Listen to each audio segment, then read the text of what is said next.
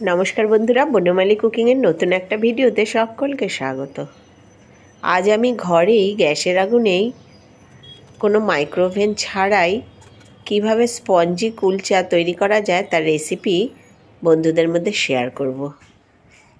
দেখো কি সুন্দর আমি বানিয়ে নিয়েছি এই রকম কুলচা, যা একদম সফট তুলতুলে হবে এবং এর ভেতরটাও একদম স্পঞ্জি হবে।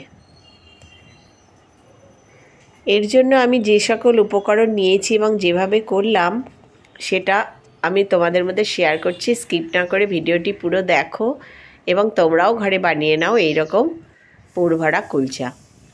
আমি কুসুম গরম কিছুটা জল নিয়ে নিয়েছি, তাতে দিয়ে দিলাম 1 টেবিল চামচ ইস্ট এবং 2 টিস্পুন মতো চিনি, হাফ টিস্পুন মতো দিয়ে দেবো নুন। এইগুলো ভালো করে মিশিয়ে নিয়ে আমি 5 থেকে 10 মিনিট ঢেকে একটু রেখে দেব। উপকরণগুলো আমি মিশিয়ে নিলাম, এবার এটা ঢেকে রাখবো। নতুন বন্ধু যারা আমার ভিডিওটি দেখছো, এই পর্যন্ত যারা দেখলে তারা লাইক করে সাবস্ক্রাইব করে আমার পাশে থাকার জন্য অনুরোধ জানালাম। আর পুরনো বন্ধুদের অনেক অনেক ধন্যবাদ। আমি এর মধ্যে দিয়ে দিলাম 2 চামচ মতো সাদা তেল, 1.5 কাপ মতো ময়দা। এবার আমি ডোটা তৈরি করে নেব। হাত দিয়ে আমি সব উপকরণগুলো একসাথে মিশিয়ে একটা একটু পাতলা পাতলা মতো ডোটা এর তৈরি করতে হবে। খুব টাইট মতো আটা মাখার মতো করলে হবে না। আমি আরও একটু হালকা গরম জল আবার নিয়ে নিলাম। আমার এই ডোটা তৈরি করতে যতটা জল লাগবে এক্সট্রা করে সেটা আমি করে রেখেছি, সেখান থেকেই আমি নিয়ে নেব।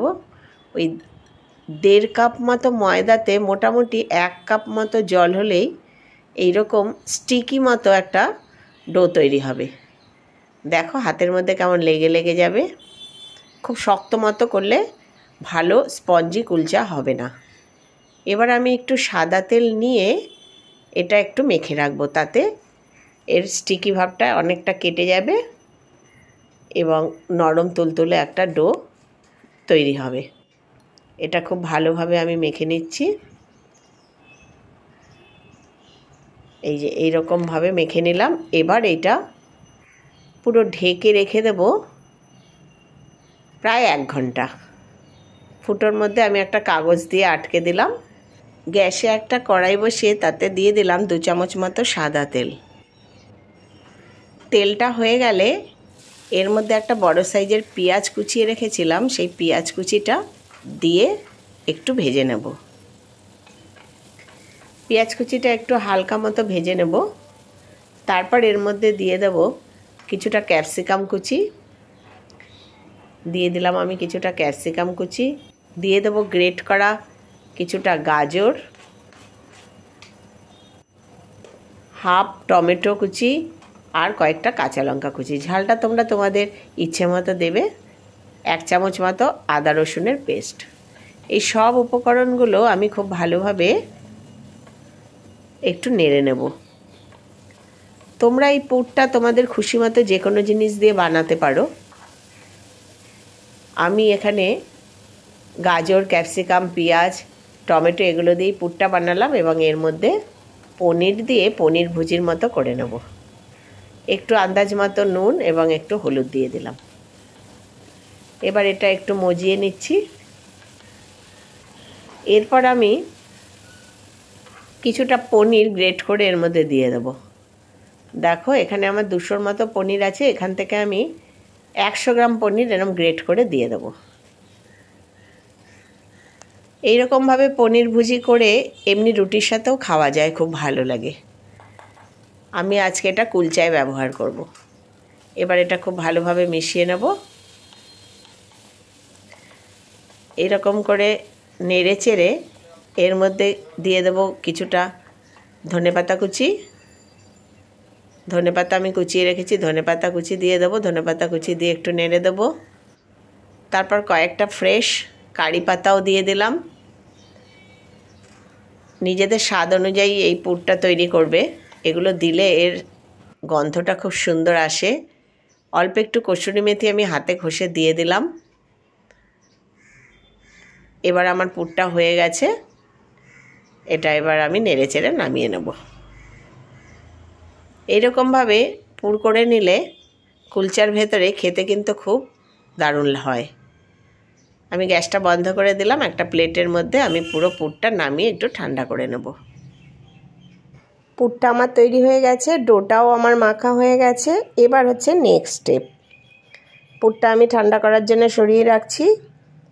এবার গ্যাসটা আবার জ্বালিয়ে এর মধ্যে একটা কড়াই বসিয়ে দেব। গ্যাসের উপর কড়াই বসিয়ে দিলাম। কড়াইটা একটু প্রিহিট করা যাকে বলে, আগে থেকে একটু গরম করে নেওয়া। গ্যাসটা জ্বালিয়ে একটু মাঝারি আঁচে দিয়ে কড়াইটা গরম করে নেব। এবার কড়াইয়ের ওপর আমি এইরকম একটা অ্যালুমিনিয়ামের প্লেট বসিয়ে দিলাম। তোমরা না থাকলে স্টিলের প্লেটও বসাতে পারো। আর ঢাকনা দিয়ে এটা মাঝারি আঁচে গরম করতে বসালাম। এদিকে দেখো আমার 1 ঘন্টা মতো হয়ে গেছে। ডোটা দেখো ফুলে ফেপে 3 গুণ হয়ে গেছে। যতটা মাখা ছিল তার থেকে ফুলে ফেপে এইরকম হালকা হয়ে গেছে।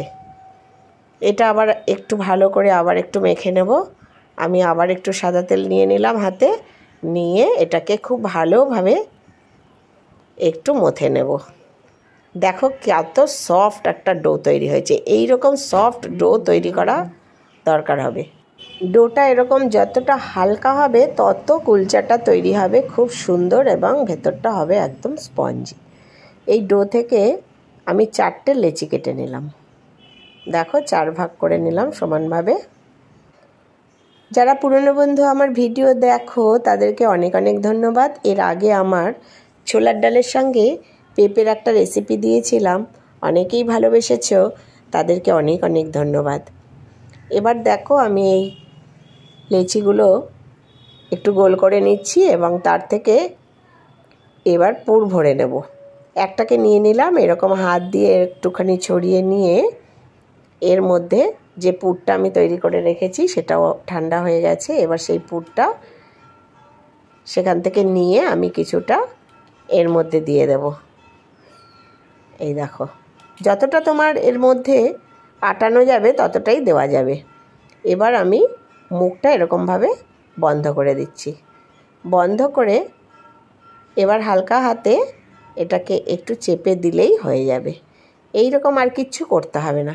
এরকমভাবে আমি একটা একটা করে তৈরি করে নেব। আরও একটা আমি তোমাদের দেখিয়ে দিচ্ছি। দেখো হাত দিয়ে এরকম করে একটু ছড়িয়ে নেবে, নিয়ে যতটা পুর ভেতরে পোড়া যায় দিয়ে যাতে আটকানো যায় সেরকম পরিমাণ দিয়ে এবার দুপাশটা টেনে এরকমভাবে প্রথমে আটকে দিয়ে তারপরে গোল করে দিলেই হবে। ব্যাস হয়ে গেল। এরকমভাবে আমি সবকটা তৈরি করে নেব। খুবই সহজ এবং সুন্দর একটা রেসিপি। দেখো আমার 4টে তৈরি করা হয়ে গেছে। এদিকে আমার এটাও গরম হয়ে গেছে। এবার এর মধ্যে একটু অয়েল ব্রাশ করে নেব। এই প্লেটটার উপর একটু অয়েল ব্রাশ করে নেব যাতে আটকে না যায় কুলচাগুলো হওয়ার পরে। এইবার আমি গ্যাসটা একদম কমিয়ে দেব, সিমে দিয়ে দেব। দিয়ে এবার এগুলোকে একটু ফাঁক ফাঁক করে বসিয়ে দেব। এগুলো অনেকটাই ফুলে ফেপে উঠবে এবং গায়ে গায়ে লেগেও যাবে দেখবে। এবার এগুলো বসিয়ে দিলাম।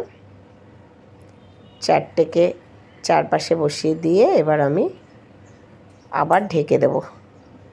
ওপর দিয়ে আবার একটু অয়েল ব্রাশ করে দিলাম,